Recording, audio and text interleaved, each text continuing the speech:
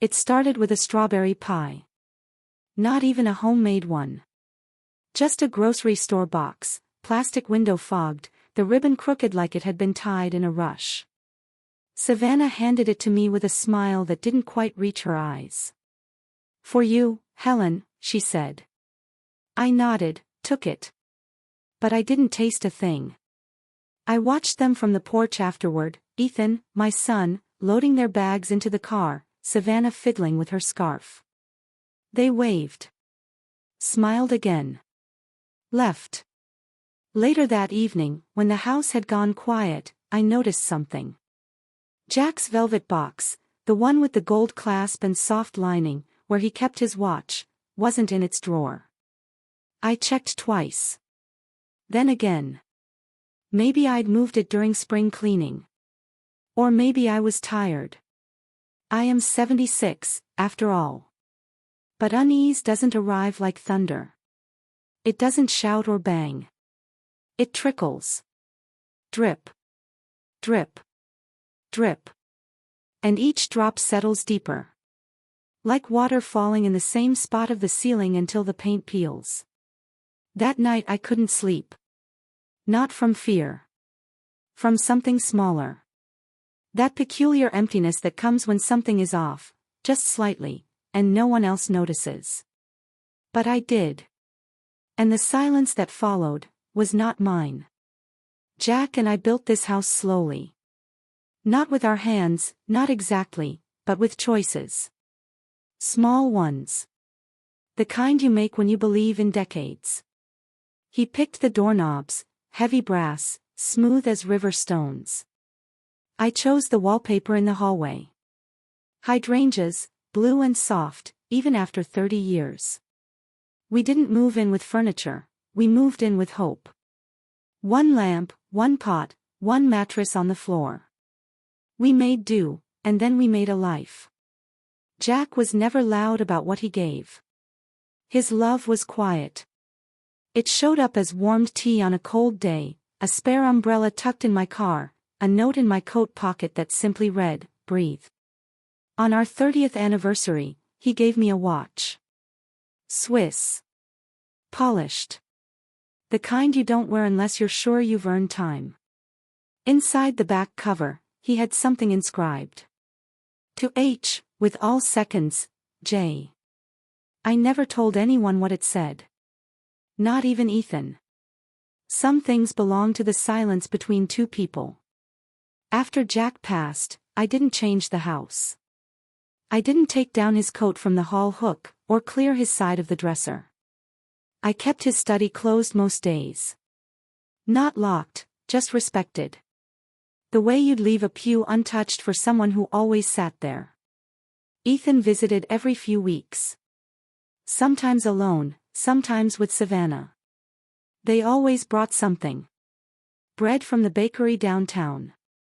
A magazine they thought I'd like. And once, a candle that smelled like bergamot, too sharp for my taste, but I smiled anyway. Their visits were polite. Stiff at the edges. They asked if I was managing, if the garden was still blooming, if the roof was holding up. Questions you ask when you're checking boxes, not hearts. But that day, with the pie, was different. Savannah's eyes kept flicking toward the hallway, toward Jack's study. She asked about his old books. The ones on the shelf behind the desk. First editions, she said. Collectible. She'd read an article. Ethan stood by the window the whole time, hands in his pockets. He didn't say much. Before they left, Savannah asked if I still had Jack's things. His cufflinks, his fountain pens, the watch. The watch. That was new. I said yes, of course. That I kept them in the drawer in the bedroom, wrapped in a velvet cloth. She nodded, too quickly. And now, 2 days later, the watch is gone. I told myself maybe I moved it. Maybe I had taken it out to polish it, or show someone, and forgot. I searched every drawer, every coat pocket, every unlikely place a watch could hide. But the velvet cloth lay empty. flattened, as if it had been carefully returned. And I knew. Not in the dramatic, thunderclap way. In the slow, quiet way that mothers know when something's been taken without asking. When the air shifts and leaves no trace, but the balance is off. Still, I said nothing. I made tea. I cleaned the silver. I changed the sheets. But when I sat on the edge of Jack's bed that night, and looked at the photo on the nightstand, the one of us smiling on the ferry to Nantucket, I whispered aloud. They touched it, Jack. Just those words. Not a question. Not a cry. A statement. A confession. The house didn't answer. But the air thickened. Like it was listening. 3 days later, Miles called. Jack's old friend. They met in the service, then reconnected years later through their mutual love of timepieces. That's what they called them, never watches. Always timepieces. As if naming them anything less was a kind of insult. Miles, I said, surprised to hear his voice. We hadn't spoken since Jack's funeral. Forgive the call, Helen, he said gently. But something came across my desk this morning, and I thought I should ask. He paused. I heard papers rustling, a pen tapping faintly. I had a young woman come in with a timepiece. Claimed it was her late father-in-law's. Said it had sentimental value but they needed funds for. I forget. Something to do with a business expansion. Sounded rehearsed. I felt my mouth go dry. What did it look like? He described it, model, serial number, even the little scratch on the clasp Jack had gotten when he fell pruning the dogwood tree. And the engraving? I asked. He hesitated. To H, with all seconds, J. My breath caught. I stood very still, the phone pressed too tightly to my ear. She said it was inherited, he continued. But it didn't sit right with me. She didn't know the make. Kept calling it Dad's old Rolex, and it's not even a Rolex. My fingers clenched the edge of the kitchen counter. Did she give a name? I asked. No, he said. Didn't need to. I know who your son married. There was a pause. Miles's voice softened. I didn't sell it. I told her I'd need to appraise it. She left it with me. Relief bloomed in my chest, but it was tangled with something else. Something bitter and sharp. She took it, I said, more to myself than to him. She came into my house, smiled at me, handed me a pie, and took it. Helen, Miles said gently. Do you want it back? Yes, I said, almost too quickly. Please hold it for me. And, don't tell her anything. Let her believe what she wants. He exhaled slowly. Understood. We ended the call. I stood in the kitchen for a long time after that, my hands resting on the edge of the sink, staring out at the garden. The rose bushes Jack planted had overgrown the edges of their bed. He used to trim them in neat arcs, whispering to the plants like they were old friends. Now they leaned heavy against the fence, blooming wildly, thorns and petals tangled. I didn't cry. I didn't scream. Instead, I went upstairs. To the study. The air was still thick with the scent of old paper and lemon oil. Jack had kept this room in immaculate order. His desk was always clear by day's end, pens aligned, papers filed. I opened the drawer on the left side. Not the deep one where he kept bills or bank statements, but the narrow one just below the surface. I'd opened it before, many times. Paper clips. Notepads. An old flashlight that barely worked. But this time, my fingers moved with purpose. I slid them beneath the drawer, along the seam of the wood, until I felt it, an edge that didn't quite belong. I pressed. There was a soft click. The back panel shifted. Behind it, folded neatly, was a thin leather folder. I pulled it out and placed it on the desk. My heart thudded with something I hadn't felt in years: anticipation. Dread. Inside the folder were documents. Neatly organized. Paper crisp, ink dark. A second will. My name. Ethan's. And another. Claire. My eyes stopped there. Claire Summers. I read it again. And beside it, 30%. I sat down. The room tilted slightly. I pressed my fingers against my temples, breathed slow. The letter beneath the documents was in Jack's handwriting. Helen. If you're reading this, then I didn't get a chance to tell you everything. There was a time before you. A mistake, maybe. But it gave me a daughter. Her name is Claire. I supported her quietly, by agreement. No contact. No disruptions. But I never stopped caring. When I revised the will, I wanted to be fair. I trust you'll understand that fairness doesn't always look like we imagined. I'm sorry. For not telling you sooner. For not being brave enough. But I knew, if it came to it, you'd know what to do. With all seconds. Jack. I folded the letter, set it beside the will. Then I looked at the numbers again. 50% to me. 30% to Claire. 20% to Ethan. It wasn't the percentages that stunned me. It was the truth. Ethan wasn't just greedy. He was afraid. He knew. Or suspected. And this, the pie, the questions, the sudden interest in watches, wasn't about sentiment. It was about control. They believed I was alone. That I would forget, overlook, surrender. But I am not a passive woman. I may be quiet. I may be old. But I remember things. Where papers are kept. How signatures look. What Jack valued. I knew now what I needed to do.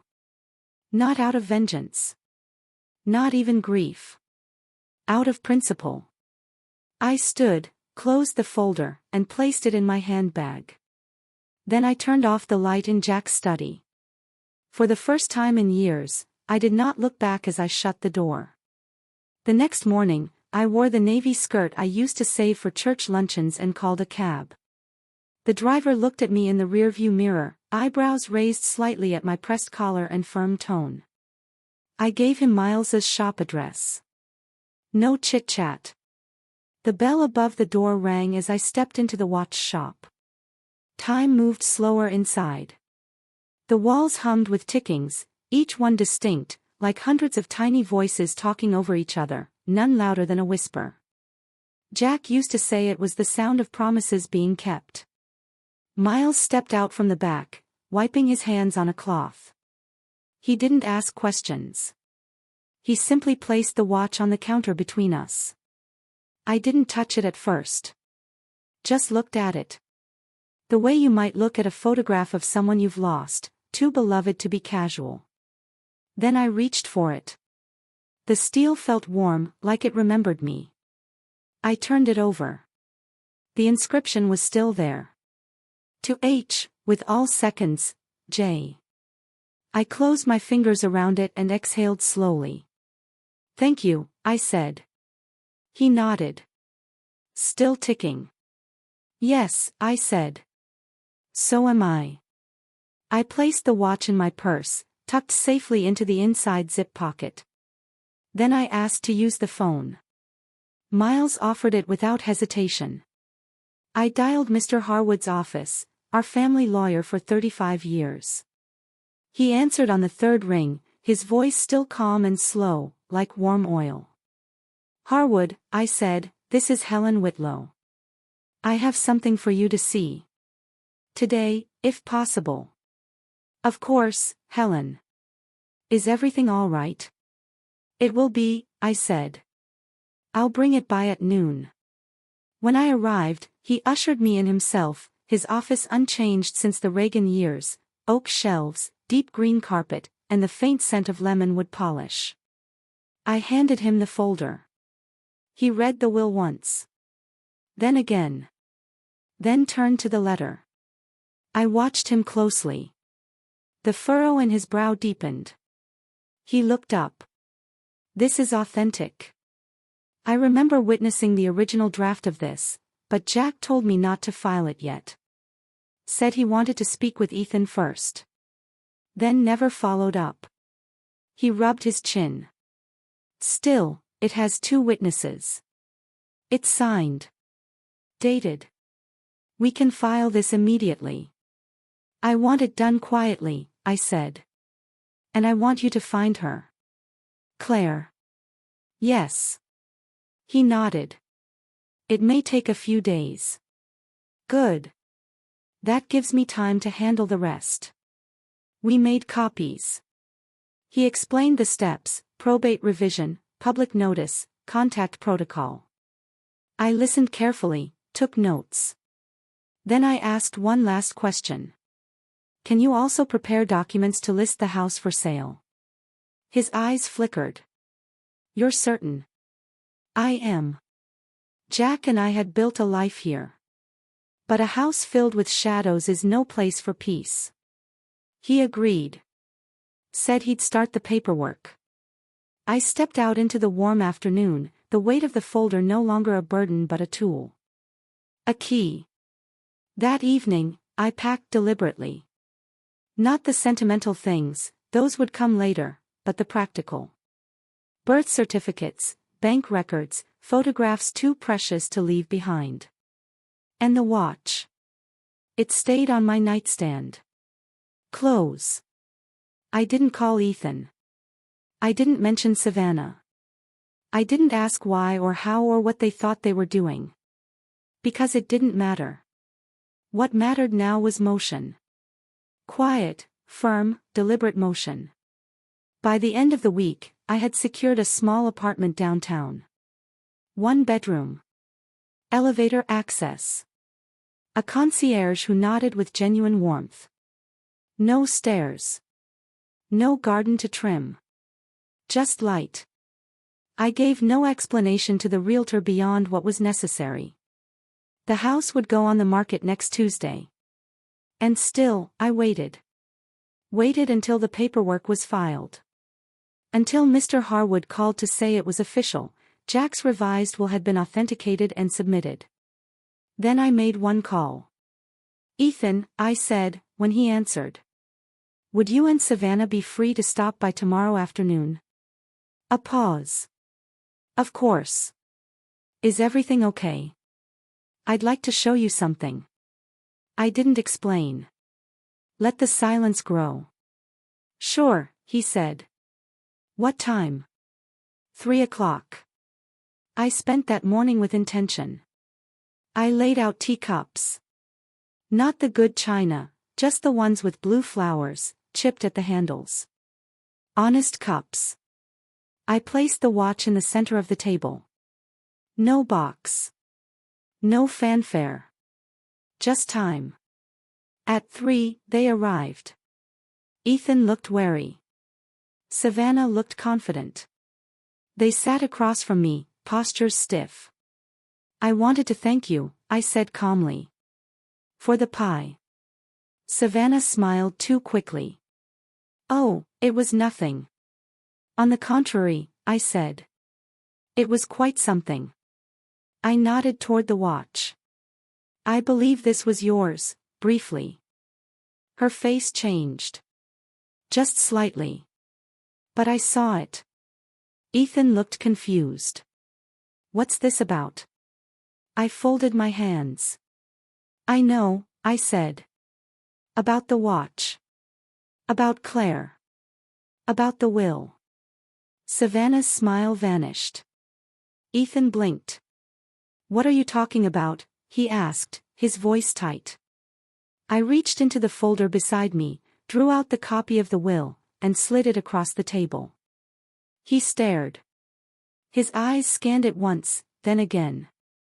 Savannah leaned in, whispering sharply. He didn't speak for a long time. Finally, he looked up. This isn't what Dad told me. Maybe not, I said. But it's what he left. But Savannah started. She's not family. I met her eyes. He thought she was. The silence held. Long enough to be felt. You've made your point, she said coldly. No, I said. Jack did. They stood to leave. Neither of them said goodbye. I didn't ask them to stay. The door closed softly behind them. And I sat still, watching the light shift across the room. Outside, the wind picked up slightly, brushing against the hydrangeas like a passing thought. The house would sell soon. But the weight in my chest. That was already gone. It wasn't the confrontation that stayed with me. It was what didn't happen afterward. No apology. No follow-up. Not even a message. Ethan didn't call. Savannah didn't text. There were no attempts to explain, no midnight emails written in guilt, no doorstep confessions. Just silence.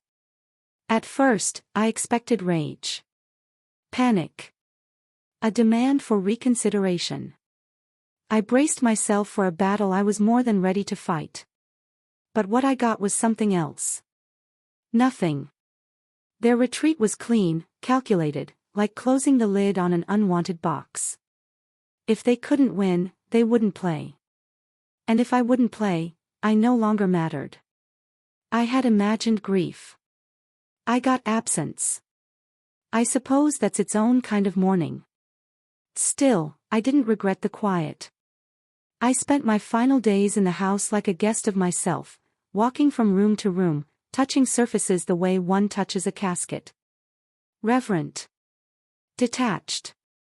I sorted only what was necessary. Jack's things were packed into 3 small boxes. His clothes went to the shelter. His tools, to the neighbor's boy who always came by asking to help. His books, to the library, except for the one with the pressed dogwood leaf tucked between its pages. That stayed with me. The house emptied steadily. I took down the curtains, wrapped the mirror, swept the porch. There was a kind of grace in that labor. A final offering. A thank you. I left the key in a plain envelope on the kitchen counter. No note. Just the key. Let the house speak for itself. That first night in the apartment felt strange, not lonely, not frightening. Just unfamiliar. The way hotel rooms feel before sleep. But the bed was soft. The lights dimmed with a dial. And the elevator opened with a pleasant chime that reminded me of old department stores. I unpacked only the essentials: tea, books, 2 photographs, one of Jack on the ferry, and one of Claire. Yes. Claire. She had called. Harwood found her 2 towns over. A music teacher. 39. Married. No children. He told her gently. Explained things slowly. Sent her the letter Jack had written. She asked for time. And then she called me. Her voice was cautious. Steady. I didn't know, she said. I understand, I replied. A silence passed between us, not uncomfortable, just uncertain. Like 2 women feeling out the edge of something long buried. He left me money, she said after a moment. He left you a place, I corrected. She didn't speak for a long while.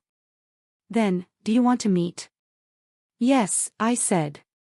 Not yet. But yes. I hung up and cried for the first time. Not out of sadness. Not even out of love. Out of the strange, unbearable beauty of being seen. That was weeks ago now. The apartment has settled into routine. I know where the sun lands in the morning. I've memorized the creak in the bathroom tile. I've learned the name of the doorman, Matthew, and he remembers to leave a newspaper outside my door. I go to the market on Wednesdays. I started a notebook for memories. Sometimes, when the mood takes me, I walk to the park and sit by the fountain. I don't bring bread. I don't feed the birds. I just watch. One afternoon, a child passed by me holding a strawberry tart. I watched him walk past, crumbs trailing behind like breadcrumbs in a story. I didn't feel bitterness. Or loss. I felt breath. A long, slow inhale of a life that no longer hinged on someone else's invitation. Ethan hadn't called. I didn't expect him to. And that was its own kind of freedom. The photograph of Claire sits on my nightstand now, beside Jack's watch. I still haven't wound it. I don't need it to tick to know time is passing. Some days, I imagine reaching out to her. Other days, I simply look at her eyes, Jack's eyes, and feel something deep and strange and good. Something like healing. Not the kind that erases, but the kind that acknowledges. This morning, I made tea and left the window open. The air was cool, and the city noises felt like conversation. And for the first time in a long, long time, I said aloud, softly, just to myself. I am not waiting anymore. Not for understanding. Not for repair. Not for the apology that will never come. I am here. And that is enough. The envelope arrived on a Thursday. No return address, just my name, carefully written in blue ink. Inside was a photograph. Claire. Sitting at a piano in a school auditorium, smiling at something just outside the frame. A girl stood beside her, maybe a student, leaning in with laughter on her face. Claire's eyes were soft, steady. Jack's eyes. Beneath the photo was a note, short and handwritten. I'd like to meet. If you're ready. Claire. I held it for a long time. Not out of hesitation, but reverence. That evening, I dressed slowly. Not to impress. To honor. I wore my gray wool dress, the one Jack liked. Slipped on the watch. Polished my shoes. Then I walked to the cafe Claire had suggested, an old converted greenhouse with vines trailing the windows and warm light spilling through glass walls. She was already there, sitting by the window, hands folded, a mug of tea steaming in front of her. She stood when she saw me. Neither of us rushed. When we embraced, it wasn't awkward. It wasn't fragile. It was recognition. We talked for 2 hours, about nothing and everything. About Jack. About her mother. About music. She told me how she'd always wondered if there was someone else out there connected to her in some unseen way. I told her there was. I told her I had always kept room in my heart, even before I knew why. When we parted, she pressed her hand over mine. Thank you, she said, voice catching. For not turning me into a secret too. I nodded, my throat full. That night, I returned home and did something I hadn't done in years. I opened the window, let in the night air, and placed the watch on the sill. Let it catch the moonlight. Then I sat at my desk and wrote one final letter. Not to Ethan. Not to Savannah. To myself. A promise, not to shrink again. Not to wait at the edge of someone else's comfort. Not to disappear. The next morning, I made butter cookies. Just 3. One for me. One for Jack. One for Claire. I wrapped hers in brown paper, tied with a ribbon, and walked to the post. She'll open it. She'll smile. She'll taste something her father once loved, passed quietly from my hands to hers. And me? I will keep walking. Not forward. Not back. Just freely. With all seconds. And every breath.